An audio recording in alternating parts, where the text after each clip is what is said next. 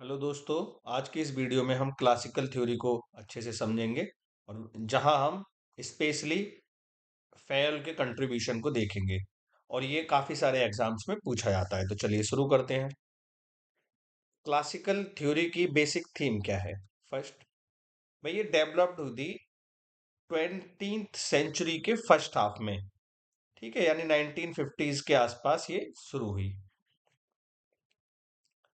और इसके जो मेजर एक्सपोनेंट्स थे वो कौन थे? Henri Fayol, Luther Gulick, Urwick, JD Mooney, Reiley, MP Follett and R Sheldon. ठीक है, ये हमें जो इनके मेजर एक्सपोनेंट्स हैं वो हमें याद रखने चाहिए। और ये अपने हाईएस्ट पीक पे कब पहुंची? 1937 में।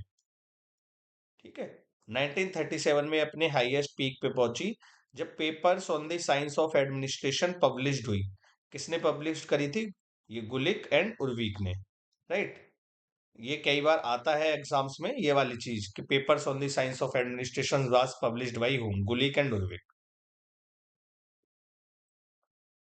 और जो क्लासिकल थ्योरी है काफी अदर नाम से भी जानी जाती है: traditional theory, formal organization theory, mechanistic theory, structural theory and management process school. Right. ये इतने सारे नामों से जानी जाती है।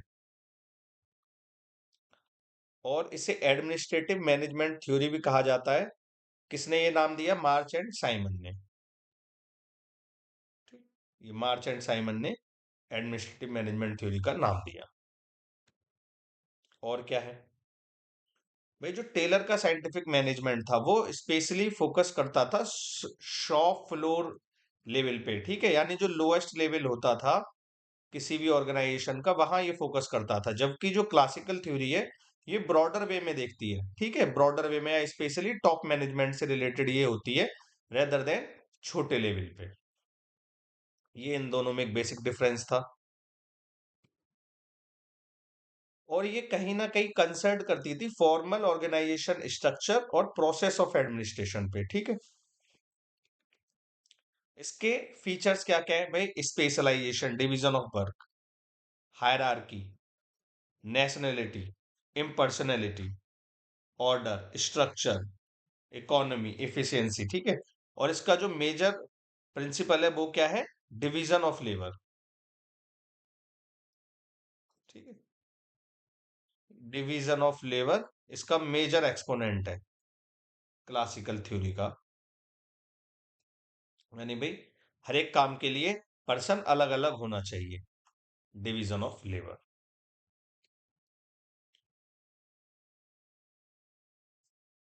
क्लासिकल थ्योरी भी साइंटिफिक मैनेजमेंट की तरह किसका कॉन्सेप्ट देती है? इकोनॉमिक मैन का।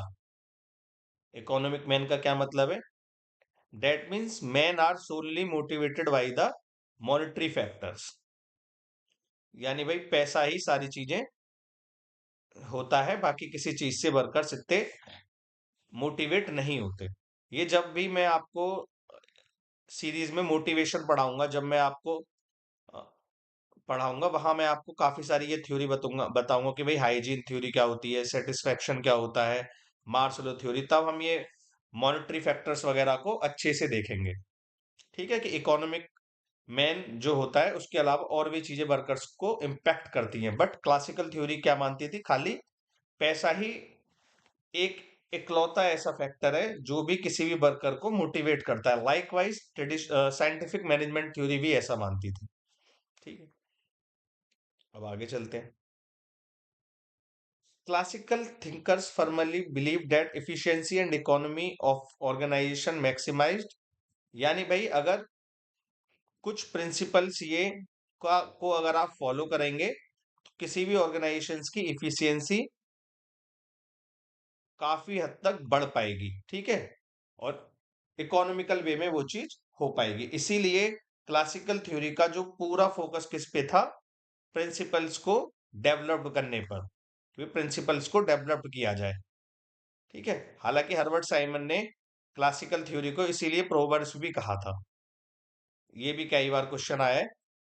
ठीक है, हर्बर्ट जो साइमन है, जो डिसीजन मेकिंग के काफी बड़े थिंकर हैं, उन्होंने इसीलिए प्रिंसिपल्स को क्या बोला है? प्रोवर्ब्स बोला था। But set aside, classical theory किस पे फोकस रहता है इनका? कुछ प्रिंसिपल्स पर फोकस रहता है। जिनके थ्रू हम ऑर्गेनाइजेशंस की इफिशियंसी इंक्रीज कर सकते हैं।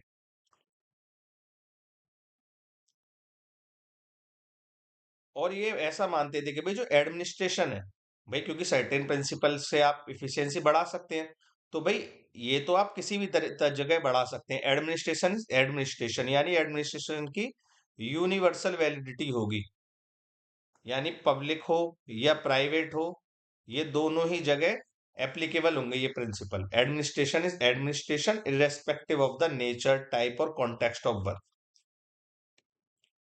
अब यहाँ हम फेयोल का कंट्रीब्यूशन देखते हैं। ठीक, अभी तक हमने क्लासिकल थ्योरी में हम थोड़ा बेसिक समझ चुके कि भाई क्लासिकल थ्योरी 20th सेंचुरी में आई। इसके कई सारे हमने एक्सपोनेंट्स देख लिए, भाई फेयोल देख लिए, उर्वी, गुलिक, और फिर हमने उसका जेनिथ देख लिया कि भाई किस टाइम पे ये अपने टॉप लेवल पे पहुंची थी। फिर हमने आगे की स्लाइड्स में देखा कि भाई क्लासिकल थ्योरी के लिए प्रिंसिपल्स सबसे ज्यादा इंपॉर्टेंट है, और एडमिनिस्ट्रेशन इसमें भले पब्लिक हो या प्राइवेट हो, दोनों जगह सेम ही रहेगा। ये भी चीज हम कहीं ना कहीं देख चुके। एक चीज और हमने देखी कि rather than soft floor level पे ये टॉप लेवल पे ज्यादा रहती है। और इकोनॉमिक मैन की इनने भी बात बोली, like why like scientific management theory की तरह। ठीक है, तो हम ये चार बेसिक फीचर देख चुके। इकोनॉमिक मैन टॉप लेवल पे, भाई सर्टेन प्रिंसिपल्स आर इसेंशियल, और administration is administration irrespective of work और कॉन्टेक्स्ट। ठीक है, तो अभी तक हम ये पढ़ चुके। अब देखते हैं कि भाई जो हेनरी फेयोल थे उनका क्या कंट्रीब्यूशन रहा है। तो चलिए शुरू करते हैं। भाई हेनरी फेयोल को क्लासिकल थ्योरी का फादर बोला जाता है। ठीक है, भाई हेनरी फेयोल को क्लासिकल थ्योरी का फादर बोला जाता है। जस्ट लाइक अब यहां आप याद करिए साइंटिफिक मैनेजमेंट थ्योरी को के जो फादर है वो किसको बोला जाता था, भाई टेलर को। राइट, और पॉलिटिकल साइंस के फादर कौन है, ये आप कमेंट सेक्शन में लिखिएगा। ठीक है, और फेयोल का की जो वर्क था, his general and industrial management, ये जनरल एंड इंडस्ट्रियल मैनेजमेंट पहले पब्लिश हुआ था फ्रांस में 1916 में। फिर इसका इंग्लिश ट्रांसलेशन आया 1929 में। हालांकि हमें खाली एक चीज इंपॉर्टेंट याद रखनी है कि इनका जो वर्क है जनरल एंड इंडस्ट्रियल मैनेजमेंट, बस यही हमें याद रखना है। ये he did not make distinction between public and private administration, ये मैंने अभी आपको समझाया था कि भी क्लासिकल थिंकर्स एडमिनिस्ट्रेशन में पब्लिक प्राइवेट में डिफरेंशिएट नहीं करते। फेयोल का जो कंट्रीब्यूशन है, किस तरीके से उन्होंने क्लासिकल थ्योरी की ग्रोथ होने में कंट्रीब्यूशन दिया, ये हम थ्री हेडिंग्स के अंदर पढ़ेंगे। फर्स्ट, भाई इंडस्ट्रियल अंडरटेकिंग की जो एक्टिविटीज हैं, then elements of administration, and third principles of administration. Right, तो शुरुआत करते हैं। First, activities of an industrial undertaking. भाई कोई भी जो ऑर्गेनाइजेशन है, कंपनी है, फैक्ट्री है, भाई उसकी क्या क्या एक्टिविटीज हो सकती है। ठीक है, तो आप खाली ऐसे फेयोल का जब भी आप जैसे जब आंसर राइटिंग में आएगा, तो आप खाली ये तीन ही आप लिखिएगा, भाई activities and principles and elements of administration. Right, अब इससे ज्यादा डिटेल्स में जानने की जरूरत नहीं है, बट अभी हम समझा रहे हैं तो अभी इसको अच्छे से समझ लेते हैं। राइट, तो एक्टिविटीज क्या क्या हो सकती है इंडस्ट्रियल अंडरटेकिंग की। भाई इन्होंने इंडस्ट्रियल अंडरटेकिंग की जो एक्टिविटीज होती हैं उनको डिवाइड किया 6 हिस्सों में। फर्स्ट, टेक्निकल एक्टिविटीज, भाई किसी भी जो फैक्ट्रीज होगी, भाई वहां कुछ ना कुछ टेक्निकल काम हो ही रहा होगा, जिसके लिए स्पेशलाइज्ड स्किल्स की जरूरत पड़ती ही है। सेकंड, कॉमर्शियल एक्टिविटी, भाई किस तरीके से बैलेंस शीट तैयार होगी, कितना प्रॉफिट हो रहा है, कितना लॉस हो रहा है, ये सारी चीजें वहां होंगी। थर्ड, फाइनेंशियल एक्टिविटी, भाई इसमें भी देखा जाएगा कितना रेवेन्यू जनरेट हुआ, किस तरीके से प्रॉफिट वगैरह शेयर होगा। सिक्योरिटी एक्टिविटीज, भाई वर्कर्स की security and others type of securities. Accounting activities and managerial और एडमिनिस्ट्रेटिव एक्टिविटीज। ठीक है, तो इन्होंने इंडस्ट्रियल अंडरटेकिंग को ये 6 भागों में डिवाइड किया। Technical activities, commercial, financial, security, accounting and managerial activities. Further इनने एडमिनिस्ट्रेशन के कुछ एलिमेंट बताए। ठीक है, अब इन एलिमेंट को हम देखते हैं क्या क्या बताए। To foresee and plan, that is examining the future and drawing of a plan of action. ठीक है, यानी भाई फ्यूचर को देखते हुए हमें कुछ प्लानिंग करनी पड़ेगी। ठीक है, और उसके लिए भी हमें प्लान ऑफ एक्शन भी बनाना पड़ेगा, कोई पहले ये फिर दोबारा ये फिर ये फिर ये। ठीक है, इस तरीके से हम एक प्रोसेस में अपने काम को कर पाए। और प्लान में क्या क्या कैरेक्टरिस्टिक्स होनी चाहिए भाई? प्लान में यूनिटी होनी चाहिए, ठीक है, कंटिन्यूटी होनी चाहिए, फ्लेक्सिबिलिटी होनी चाहिए और प्रिसीजन होना चाहिए। तभी जाके भाई प्लान सही से इंप्लीमेंट हो सकता है। टू ऑर्गेनाइज, ठीक है, हमें पहले किसी भी चीज को अच्छे से ऑर्गेनाइज करना चाहिए। देन कमांड, भाई जो वर्कर्स के बीच एक्टिविटी हो रही है भाई, हमें वहां कमांड अपनी रखनी चाहिए भाई, आपस में हो क्या रहा है, किस तरीके से प्रोडक्ट बन पा रहा है, नहीं बन पा रहा। कोऑर्डिनेट, भाई हमें जो सारी एक्टिविटीज हैं उनको हमें देखना चाहिए किस तरीके से वो हार्मोनाइज होकर फाइनल प्रोडक्ट में आ पाती हैं। एंड लास्ट टू कंट्रोल, भाई see that everything occurs in conformity with established rule. ठीक है भाई, जो रूल्स हैं उन्हीं के अकॉर्डिंग सारी चीज हो रही है। ठीक है, इसे आप इस तरीके से समझ सकते हैं। कई बार आता है भाई, planning, organizing, command, coordinate and control. ठीक है, PO triple C. Administration encompasses the PO triple C, planning, organizing, commanding, coordinating and controlling. ठीक है, ये हम देख चुके। Administrative ability rather than technical abilities required at higher level of an organization. ठीक है, तो अभी याद करिए जब हमने इंडस्ट्रियल अंडरटेकिंग की, वो 6 एक्टिविटीज देखी थी, उसमें इन्होंने सबसे ज्यादा प्रोमिनेंस किसको दिया? एडमिनिस्ट्रेटिव एक्टिविटीज को, यानी एडमिनिस्ट्रेटिव एबिलिटी को, रेदर देन टेक्निकल एबिलिटी। ठीक है, ये आप जैसे देख सकते हैं, जैसे हमारे यहाँ स्पेशली इंडियन एडमिनिस्ट्रेशन में जर्नलिस्ट को ज्यादा प्रोमिनेंस दी जाती है रेदर देन स्पेशलिस्ट को। ठीक है, हमारे यहाँ आईएएस का ज्यादा बोलबाला है रेदर देन स्पेशलिस्ट का। ठीक है भाई, आईएएस में हो या फिर साइंटिफिक डिपार्टमेंट में कोई साइंटिस्ट हो।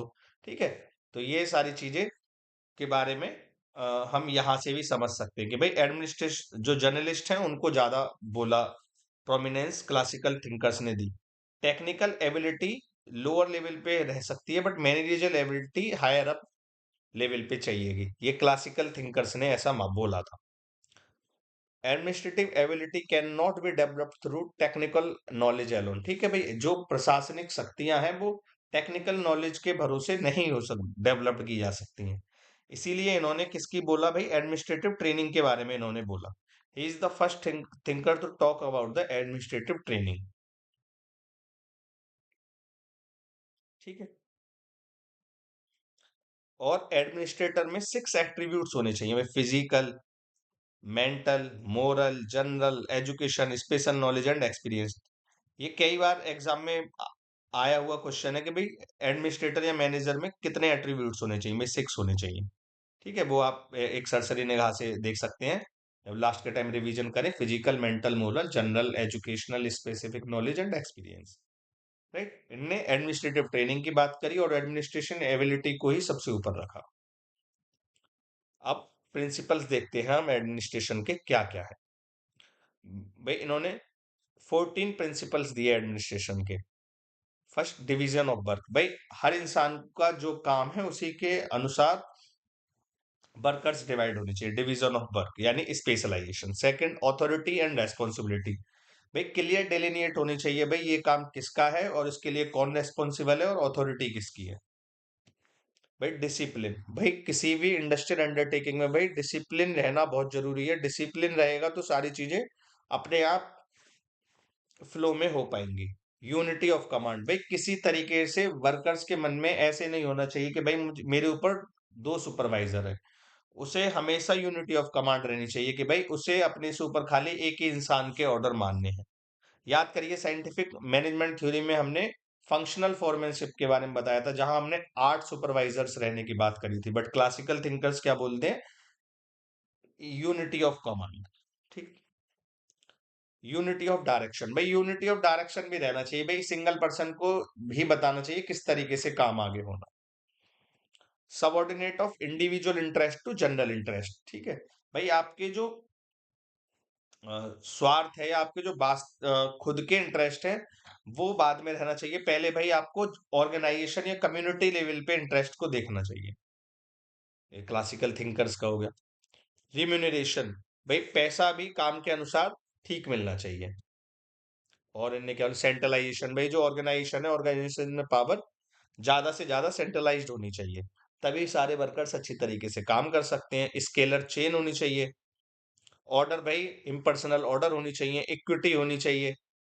स्टेबिलिटी ऑफ टेन्योर, भाई जो कर्मचारी है भाई उसको ये नहीं रहना चाहिए कि 2 साल यहाँ रहेगा 3 साल वहां, भाई उसको क्लियर रहना चाहिए कि हाँ भाई उसको मिनिमम इतने दिन तो यहाँ रहेगा ही, रेदर देन ऑन द बैगरी और प्लेजर ऑफ सुपीरियर्स। इनिशिएटिव, भाई किसी भी ठीक काम करने के लिए इनिशिएशन करना चाहिए, ठीक है। तो ये इस तरीके से इन्होंने प्रिंसिपल्स दिए।